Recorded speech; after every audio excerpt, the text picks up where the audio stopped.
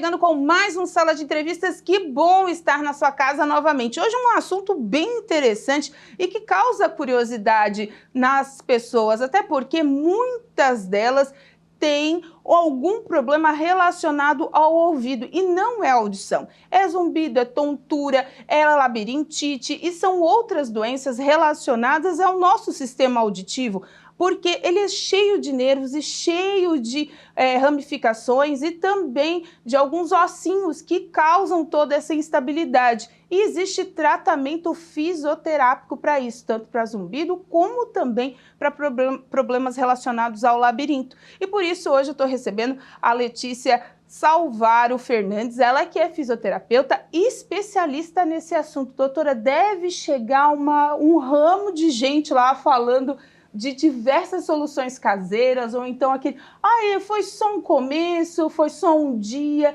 Como é que é essa situação envolvendo principalmente o mais comum, que é a labirintite? Então, o paciente chega falando, tô atacado da labirintite. Pois é, existe isso? Existe. O paciente conhece as manifestações que o corpo dele vai começar a dar. Tá. Um desconforto na cabeça, uma sensação de cabeça cheia ou cabeça vazia, pisar em ovos. Tontura, muitas vezes pode rodar o ambiente ou não. Tem pacientes que enjoa, por vezes vomita também. E aí ele fala, todos falam que é a famosa labirintite. Labirintite virou um termo genérico para falar de todas as tonturas. Só que cada tipo de tontura tem uma causa e leva o nome então de uma doença. Tá, então a labirintite nem sempre é aquele desconforto que a gente sente. Muita gente fala, eu vou viajar muito tempo, me ataca a labirintite. Vou subir uma serra, me ataca a labirintite.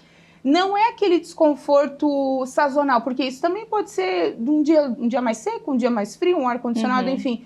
Mas ela tem um fundamento para começar e continuar. Ela é uma constante, a labirintite, ela não é sazonal. Então, a labirintite é uma inflamação do labirinto.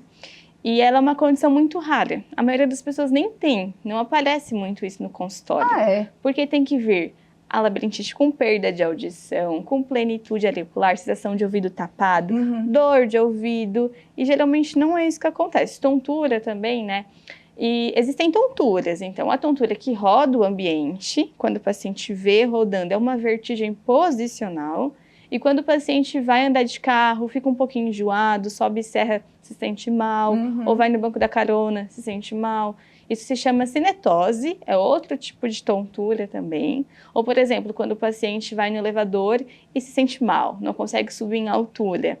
Aí pode ser uma hipofunção vestibular, são outros nomes que dão a essas doenças ocasionadas no labirinto, e que tem solução, a parte boa é que dá para resolver, dá para aliviar os sintomas e resolver esse problema. A senhora olhou para a sua figura aqui, né, de uma orelha. Quer demonstrar onde que é o labirinto, o pessoal entender? Para os meninos pegarem ali melhor a figura. O Juliano vai pegar a informação ali para gente. Aqui está a nossa orelha, a parte de fora e a parte de dentro. Na orelha interna tem o labirinto, que é essa estrutura aqui. Ele é composto por uma cóclea, esse caracolzinho, e 3 canais semicirculares, e também outras ramificações, temos o nervo vestibular, entre outras estruturas, mas a mais importante é essa aqui. O zumbido já vem da cóclea, desse caracolzinho, e as tonturas geralmente vêm dessa parte, que ela é responsável pela percepção de movimento, pelo equilíbrio do nosso corpo, pela noção de espaço. Então, geralmente, as tonturas vêm dessa parte do labirinto e o zumbido vem desta. Nós temos 2 labirintos, um em cada lado, né, da orelha. Geralmente, sempre tem um lado pior. Então, o paciente, muitas vezes, já chega no consultório me falando, eu sinto tontura quando eu vou virar para o lado direito. Tem isso também, questão de posicionamento. O labirinto, ele, no popular, é o que dá equilíbrio mesmo à pessoa, que faz a gente ter noção de direita e esquerda, de estar reto, se não está caindo, é isso? Ele é o que dá a noção de espaço. Então, eu estar sentada é o labirinto que está mandando. Eu me movimentar, eu entrar num carro e ele reconhecer o ambiente, subir escadas, é ele, desde o movimento de olhos, cabeça e no corpo inteiro. Ele que manda. Então, se ele sair do conforme ali, como a senhora falou, com uma inflamação, como é que chega essa inflamação para se perder total essa noção de tempo e espaço com o labirinto? É questão de tempo, de infecção? Como é que gera essas inflamações geralmente? Geralmente é um vírus ou uma bactéria que causa esse distúrbio inteiro. Gripe, pode sinusite, essas coisas. Também. Renite pode causar esse desconforto. E também tem as causas idiopáticas, que são aquelas que a gente não conhece a origem do problema, mas se instalou ali, o paciente está passando mal e a gente precisa tratar os sintomas. A labirintite é assim. Desculpa. E também tem a labirintite dos cristais soltos, que dentro do nosso labirinto existem alguns cristalzinhos, que eles têm um lugar lá definido nele, que é aqui. Tem umas bolinhas vermelhas.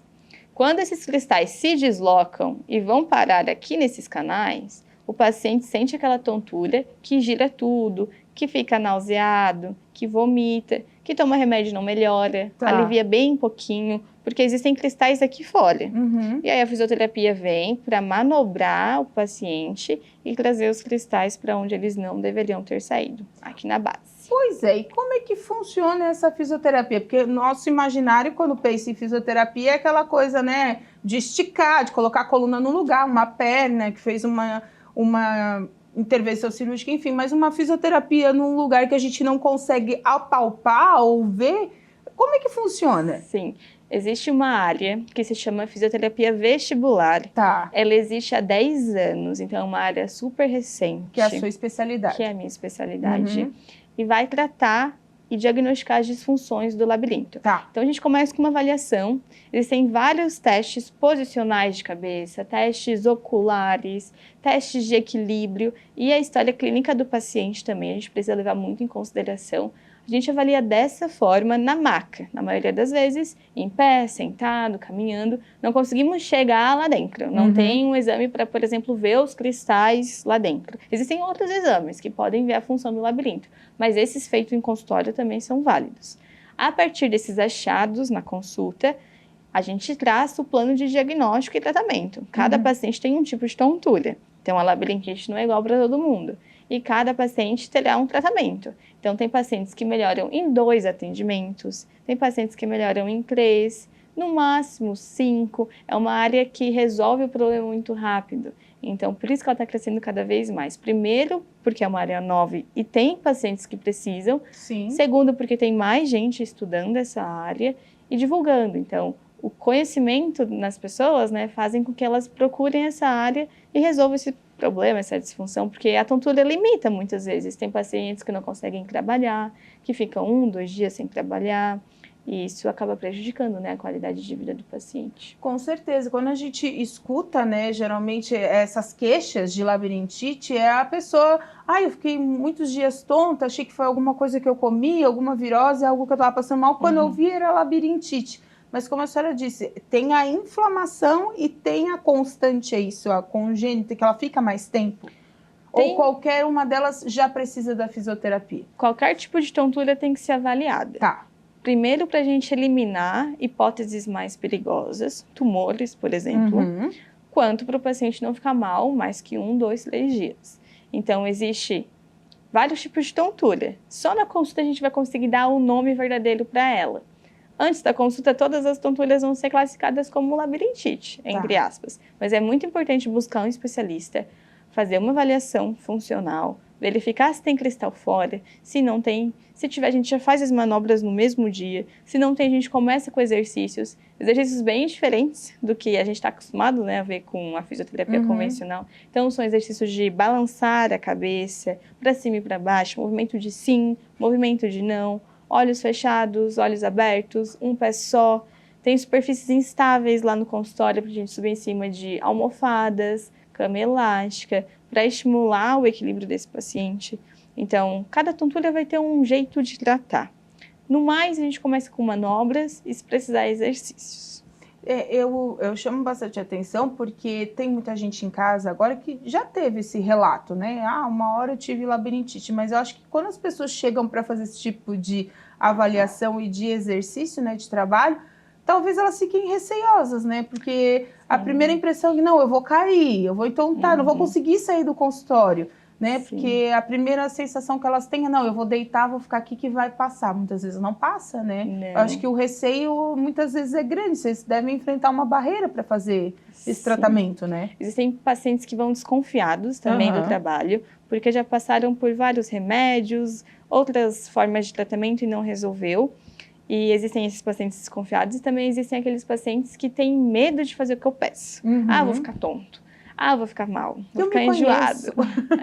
Só que não, nós estudamos muito, né? Eu estudei muito, então eu acabo tranquilizando o paciente, mostro confiança e ele vai se soltando e fazendo o que eu peço. 50% sou eu que faço, 50% é o paciente que faz. E a idade, doutora? Como é que chegam esses pacientes cada vez mais novos? É o público mais idoso? Como é que está essa questão da labirintite tá chegando para vocês? Aquela tontura de rodar o ambiente, que a pessoa vê rodando, geralmente dos 40 anos até os 65, 70. Tá. Acontece mais nas mulheres. E aquela tontura que vem forte, o paciente vomita a semana inteira, ruim, e nunca teve tontura, geralmente acomete pessoas mais novas. Então, de 30 a 40, que é aquela neurite vestibular. O nervo dá uma inflamada e aí vem uma bomba de sintomas, assim, o paciente fica ruim. Então, acomete mais pessoas novas essa tontura. No mais, depois dos 30, tudo fica mais difícil para o nosso corpo e para o nosso equilíbrio também. Então, o labirinto ele vai começar a responder. Depois dos 30 é o meu público-alvo. Eu atendo pessoas de 30 até os idosos. Então, tá certo. Gente, o papo tá bem interessante. Estou tirando várias dúvidas por aqui.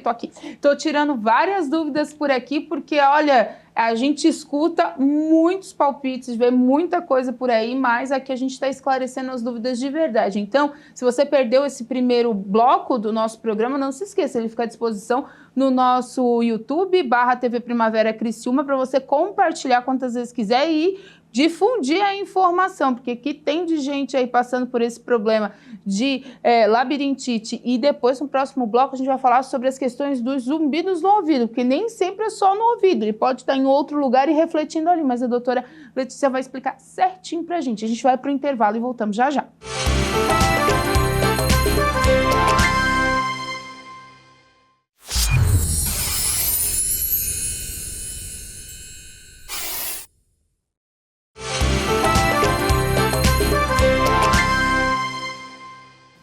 Voltamos então com o nosso Sala de Entrevistas, hoje falando sobre fisioterapia na região do ouvido, precisamente falando sobre a questão da labirintite e do zumbido no ouvido. Você sabia que tem fisioterapia para resolver esse problema e que nem sempre, porque você está ouvindo, ele está acontecendo no ouvido? É isso mesmo, quem vai explicar para a gente melhor agora é a fisioterapeuta, que é a nossa convidada, Letícia Salvaro Fernandes. Doutora, então quer dizer que nem sempre, porque a gente está ouvindo aquele zumbido, aquela coisa chata, aquela coisa que às vezes perturba mesmo a cabeça, como a gente diz, ele está acontecendo no ouvido propriamente dito?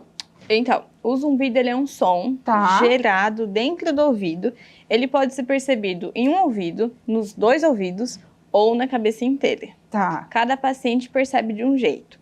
As causas podem vir de uma perda de audição, ou seja, de dentro do ouvido, e de fora do ouvido, digamos assim. Por exemplo, contraturas musculares, dores de cabeça e pescoço, ombro tenso, aquelas pessoas que ficam apertando os dentes de dia ou rangendo os dentes à noite, o bruxismo, né? Também pode dar influência no zumbido, pode surgir um zumbido por causa disso, ou influenciar o zumbido que já existe por essas questões musculares. Todo o complexo de cabeça e pescoço está relacionado com o zumbido. A gente precisa fazer alguns testes de diagnóstico para ver quais músculos estão especificamente influenciando ou não. Para isso se chama zumbido somatosensorial, aquele que soma, digamos assim, o nosso organismo e responde com esse som no ouvido ou na cabeça. Cada paciente sente de um jeito. Então, vamos tentar entender melhor. Ele começou, eu tô lá, comecei aquele zumbido, aquela coisa chata, aquele zumbido chato, e aí um dia não passou, outro dia eu achei que era do local que eu estava, que estava muito barulho e eu fiquei com sensibilidade, foi só continuando. Quando é que a pessoa chega com esse diagnóstico de incômodo? Ele é pelo decibéis que ele tá muito alto, ou ele tá constante? Como é que ele chega no consultório? O paciente chega incomodado mais com volume. Tá. Então, se existe um zumbido baixinho, que não incomoda, que não atrapalha no dia a dia, que o paciente consegue realizar todas as atividades sem se incomodar, o paciente não vai buscar ajuda. Agora, o paciente que busca ajuda é aquele que o zumbido está alto. Que às vezes ele não consegue entender a outra pessoa falando porque o zumbido está alto. E aí isso gera um desconforto muito grande para o paciente. O paciente fica irritado, fica frustrado, estressado. Por vezes ele até se isola da sociedade, não quer sair, não quer ir para um ambiente com mais gente, mais barulho. E isso vai causando uma série de problemas na qualidade de vida do paciente. Tá, e como é que a pessoa identifica, é a minha dúvida, eu acho que o pessoal de casa, como que ela identifica que esse zunido já está sendo prejudicial? A senhora falou dessa questão de isolamento, mas tem a constância também, né? O mesmo o baixinho, se ele está constante é porque tem alguma coisa errada. Sim, é um sinal de alerta. Tá. Então, quem tem zumbido deve passar por um otorrinolaringologista, que é um médico especializado, para ver se tem alguma coisa lá dentro do ouvido, fazer uma avaliação para ver se tem uma inflamação de ouvido, infecção, porque às vezes coisas pequenas podem dar zumbido. Por exemplo, quem usa muito cotonete pode empurrar a cera e criar uma rolha de cera. Essa rolha de cera já pode ser motivo para fazer um zumbido. Então é só tirar a cera que o zumbido passa. Tá. Então, fone de ouvido. Fone de ouvido pode dar perda de audição e aí dá o zumbido. Então, quando o paciente perceber que está com zumbido, o recomendado é já buscar uma ajuda de um especialista, começando pelo médico, depois pelo fisioterapeuta especializado, um dentista especializado, porque às vezes problemas bucais estão relacionados com o zumbido. E se o zumbido continuar incomodando, né, e cada vez mais fazendo avaliações. Pode ser problemas nutricionais, metabólicos, endócrinos. Então, a causa de um zumbido não é só a perda de audição. A gente tem que fazer um apanhado de informações da vida do paciente e ver o que está influenciando nesse zumbido. E o zumbido, como a mesma pergunta que eu fiz anteriormente, ele está vindo da classe dos mais novos ou ele é mais característico das pessoas de mais idade? Temos 3 públicos, digamos assim. As crianças que estão muito expostas ao ruído, seja em brinquedos, música. Então, o índice de crianças com zumbido está cada vez maior. Temos aquele público que, após a vacina, o zumbido apareceu. Ou após um pico de estresse no trabalho, o zumbido apareceu, que é um público mais adulto, de 30, 45 anos. E temos aquele público de 50 anos para mais, que começa a dar os indícios da idade. Então, perdeu um pouquinho de audição, deu zumbido, e aí o zumbido aparece por essa perda de audição, geralmente. Então, todas as idades está tendo zumbido, mas nos idosos. Mas as idades que acabam se queixando são os idosos, como a senhora falou, em todas as idades aparece. Ele, na constância, ele acarreta quais outros tipos de problema? Se continuar muito tempo, porque às vezes a criança nem liga, que está com um negócio ali, acaba se acostumando, porque eles se adaptam mais fácil a tudo. Mas o adolescente já começa, não, é porque eu uso muito fone e também já vai se adaptando. Enfim, quando é que percebe-se que já está muito tempo e chega no consultório? O pessoal, assim, quando eles se tocam, falam assim, não, isso está errado, tem alguma coisa errada acontecendo. Os idosos se queixam mais pelo volume. Aí eles chegam falando, há 30 anos eu tenho zumbido, eu não aguento mais o zumbido. Ah, mas chega caso assim de 30, 40 anos que já está ali e nunca foi tratado? Sim, nunca foi tratado, às vezes passou por um otorrino há muito tempo, tem resistência de passar de novo. E aí eu peço para passar de novo, indico um otorrino da minha confiança para fazer essa avaliação. Então, o público idoso se queixa dessa forma e o público mais adulto se queixa quando o zumbido está muito alto, ele não consegue trabalhar. Então, prejudicou o trabalho, é um motivo do pessoal mais jovem buscar ajuda. E os idosos até que se acostumam quando passam mais tempo com esse som, mas também querem diminuir. Quando a pessoa sabe que tem tratamento para zumbido, o pessoal já vai buscar uma consulta comigo porque eles querem aliviar. É um som que incomoda. Muitas vezes o zumbido é o dia inteiro. o tempo todo. E isso atrapalha a rotina do paciente. Também tem zumbido que ele é intermitente, então apareceu de manhã, desapareceu à tarde, apareceu à noite e passou um dia sem. Esse zumbido às vezes incomoda até menos, mas o paciente também procura ajuda. E no caso, como é que é feita a fisioterapia para o zumbido em si? Então, a fisio para zumbido começa com muitos exercícios de cabeça e pescoço na região da orelha. Então, todos os músculos que estão relacionados com a orelha e a cabeça. Tá. Eu também utilizo o agulhamento a seco nos pontos musculares que estão influenciando no zumbido. O agulhamento a seco seria o quê? Tipo uma acupuntura? Isso, é um grau a menos da acupuntura, Tá. porque a gente trabalha os pontos musculares. Tá. Além do agulhamento seco, também tem a eletroestimulação transcutânea, que é o choquinho para zumbido, e uma série de orientações para o paciente fazer em casa. Então, o paciente vai ter uma mudança de hábitos, uma mudança de rotina. A gente chama de aconselhamento. Eu aconselho o paciente a fazer várias coisas em casa. Por exemplo, evitar o silêncio, que é o principal, porque no silêncio o zumbido piora. Então, se à noite estiver incomodando, tenta dormir com uma música de fundo para ver se vai aliviar. Se durante o dia estiver incomodando, coloca uma música, uma TV ligada para o teu cérebro desfocar do zumbido. São coisas pequenininhas que vão fazendo muita diferença no tratamento. Mas ele passa, doutor, ele chega a cessar na vida da pessoa, mesmo quem já carregou o zumbido aí por anos e anos? O zumbido, ele pode acontecer a remissão total, desaparecer, digamos assim, mas depende muito da causa. Quando não tem perda de audição, é mais provável que o zumbido desapareça, mas tem que fazer uma investigação muito bem feita e saber a causa.